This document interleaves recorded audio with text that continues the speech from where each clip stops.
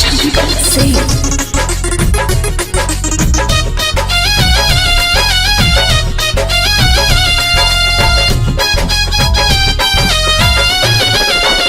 जहिया से देखल बानी नींद मोर चैना उड़ा देले बा।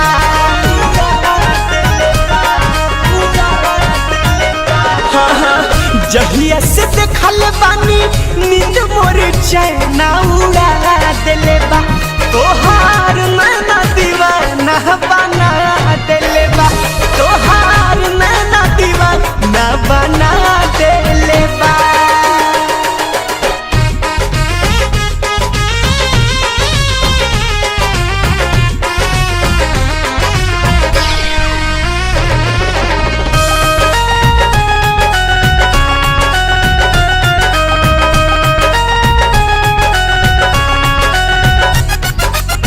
लाल लाल होठ जैसे लागेले सुगनिया कतर करे जवा के नाक के नाथुनिया।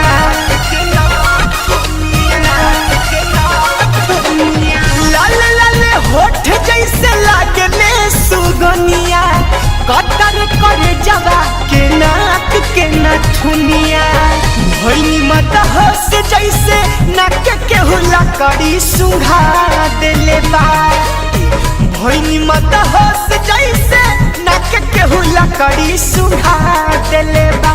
तोहार नैना दीवाना बना देले बा।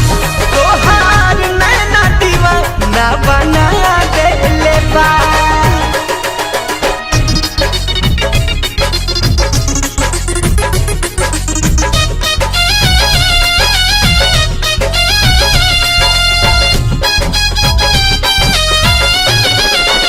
गलिया से लाटा हकला केस जब हटावेलू अंग अंग सिहार जाला नास बैठावेलू।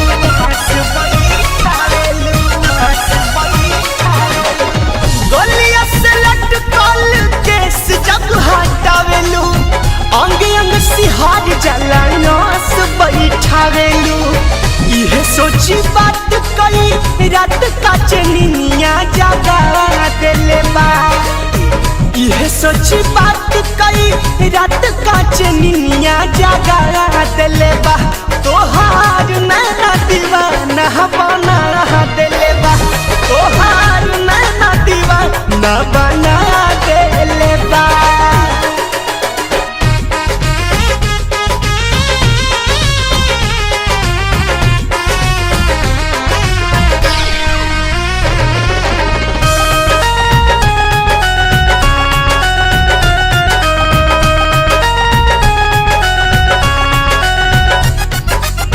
करते भगवान बदलित जिंदगी के खिस्सा गोल विष्णुपुर के तू पार जैतू हिस्सा।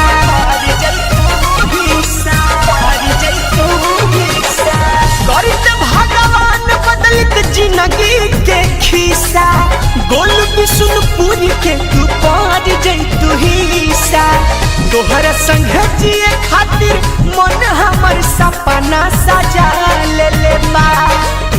तोहरा संग जिए खातिर मन हमर सपना सजा ले बा। तोहार नैना दीवाना बना देले बा। तोहार नैना दीवाना बना देले बा। जहिया से देखल बानी नींद मोर चैना